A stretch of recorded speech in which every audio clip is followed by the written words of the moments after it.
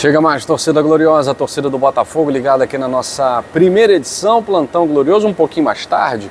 Na parte da manhã tivemos a nossa live, retorno das lives aqui no GG para conversar com o nosso público, com a nossa família, enfim, falamos de muitos assuntos. Mas no vídeo de hoje, até para você entender, porque parece que o Botafogo está numa mão e o trânsito está em outra, né? Como é que o Botafogo negocia, como é que abre negociação, como é que fecha a contratação, como é que entra em briga com o clube por jogador, se até agora a situação do transfer ban não foi resolvida. Se você entrar lá no site da FIFA, nesse momento, vai ver o nome do Botafogo lá. Está proibido de registrar atletas, está proibido de registrar jogadores. Bom, aí é aquela questão. O Botafogo, ele não negocia direto com clubes, né? Ele negocia com os empresários do atleta. E empresário de jogador, vocês sabem, né? Eles, é claro, cuidam dos direitos do atleta, cuidam da carreira do atleta, mas também querem saber do deles, né? Querem saber do deles. Agora, nenhum empresário que se preze, com experiência no mercado, ele negocia um jogador com um clube que não pode registrar atletas. É claro que o salário vai ser pago, é claro que o negócio é juridicamente perfeito, tá? Não há nada na FIFA que impeça a confecção de contratos. O Botafogo pode firmar contratos com quem quer que seja. O transfer ban, ele impede você de registrar os jogadores contratados. Então é claro que nenhum clube é maluco de sair contratando jogador, inchando a folha salarial, se não vai poder colocar os caras para jogar, até porque vai ser um ativo perdido. Se não joga, desvaloriza. Não está jogando, não está aparecendo, o jogador fica desvalorizado. O empresário não vai querer o seu jogador num time que não pode fazer o jogador entrar e jogar, e o Botafogo também não vai ser burro de contratar, inchar a folha e não botar o cara para jogar. O que eu quero dizer? Porque o Botafogo fechou, hoje foi inclusive a coletiva de apresentação do Lucas Vidalba, que veio do Nacional do Uruguai. O Botafogo tem uma tradição, né, de trazer jogadores aí do Nacional. O Christian Medina, a situação é de acerto, o acerto é iminente. O Botafogo e empresários do Medina já chegaram num acordo. E são esses empresários do Medina que tiraram o jogador do Boca Juniors para colocar no Estudiantes e agora estão fazendo a mesma coisa. Tirando do Estudiantes para colocar no Botafogo. Um jogador de 23 anos, para quem conhece bem futebol europeu, sabe que é a idade limite ali, né? A idade limite, passou disso. Os principais clubes da Europa já olham com um certo receio, né, para o jogador, tal, por conta da idade e tal, é assim que funciona.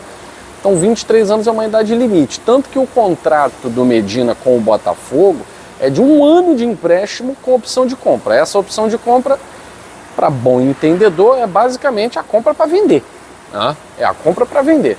Ou então pode não lucrar absolutamente nada, né? O Botafogo pode ser só um repositório para que o Medina possa simplesmente explodir em outro lugar no continente europeu. É o tipo de negociação que vale mais do que a palavra de alguém que chega para você e diz assim, ó, até semana que vem esse negócio deve estar resolvido, né? Até semana que vem esse negócio do transfer ban deve estar resolvido. Porque alguém falar isso para você, o próprio John Textor falar que tem dinheiro para pagar e tal, o maior indicativo é o empresário do jogador colocar o jogador no Botafogo, fechar uma negociação com o Botafogo, porque isso aí é a garantia inter pares de que a coisa está andando, né? Então, quando os empresários do Medina, do Vidalba, até do próprio André, né, o Flamengo agora está na disputa, o Botafogo já até ganhou disputas do Flamengo, né? Já até ganhou disputas do Flamengo. Luiz Henrique, os dois, né, Montoro, mas principalmente o Luiz Henrique, que jogou na base do Botafogo, o Álvaro Montoro, o Flamengo estava na briga, o próprio Medina, o Flamengo estava querendo, depois saiu porque viu que o Medina estava mais adiantado com o Botafogo, exatamente pela maneira como o Botafogo trata esses jogadores que vêm jovens do futebol sul-americano. É um trampolim para a Europa, né? Não dificulta a saída, tal. Isso tem os dois lados, né? O bom é que todo mundo quer vir e o ruim é que eles saem.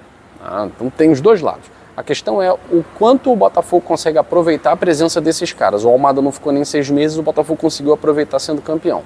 A culpa não é do Almada que o Botafogo tem um transfer ban. A culpa é de quem fez o negócio e não pagou. Cá para nós aqui, né? E a culpa é de quem administrou o dinheiro da venda do Almada, da venda do Luiz Henrique e botou tudo lá no Lyon. Esse é que é o problema. O problema não está no jogador. Longe disso, né? Então, o indicativo de que esse transfer ban pode cair realmente antes do dia 15, que é o dia da estreia do Botafogo no Campeonato Carioca, eu estou colocando ali uma deadline, né, uma data limite, é a chegada desses atletas, principalmente do Christian Medina, até muito mais do que o André, muito mais do que outros, né, principalmente do Medina. Por quê? Porque o Medina, ele realmente tem a carreira dele controlada por esse grupo de empresários, não é nem pelo clube. Não é nem pelo clube. Muitas vezes o clube, por ser amador, ele faz mau negócio. O empresário, experiente nesse mercado de transação, ele só vai na boa. Então, se o Medina está realmente fechando com o Botafogo, como o César Merlo já noticiou 2 vezes, inclusive, e dificilmente erra, né, é porque o Botafogo está bem próximo de encerrar essa punição. Agora, não temos mais escutado nada, nem negativo, né, vindo da imprensa norte-americana. Também o assunto parece que parou aqui no Brasil, porque o torcedor do Botafogo, ele só quer uma notícia. O Botafogo consegue parcelar o pagamento, o John Textor pagou tudo e o transfer ban está cancelado. A gente precisa. O Botafogo pode ter um time muito interessante aí com a chegada do Christian Medina, muito interessante. Agora, o Anselmo, é claro, vai ter que conhecer bem esses atletas para poder utilizá-los da melhor maneira possível nesse esquema tático, né? Seja no 3-5-2, seja no 3-4-3, seja no 5-3-2, dificilmente no 4-4-2. Já vi time do Anselmo jogar no 4-4-2. Todavia, a gente precisa explorar o que o nosso treinador tem de melhor, né? E o que ele tem de melhor é trabalhar com essa linha de 3 zagueiros, né? Sendo um para fazer essa saída, né? Com mais qualidade, não necessariamente um zagueiro. E aí a gente vai ver como o elenco do Botafogo pode se encaixar nisso, né? Uma informação aqui. Muita gente falando da possível saída do Danilo para o Zenit, que se o Zenit vendeu o Gerson, tal. Gente, é tudo no si, né? Tudo se. Qualquer jogador pode sair para qualquer lugar. E o Danilo é um atleta que, claro, está muito visado pelo futebol europeu, sempre, né?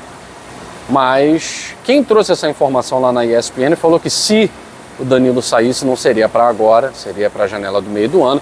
Mas eu duvido muito que o Danilo vá jogar no futebol russo. Duvido muito. Eu acho que é um jogador que, se tiver minutagem, pode inclusive colocar uma pulga atrás da orelha do treinador da seleção brasileira.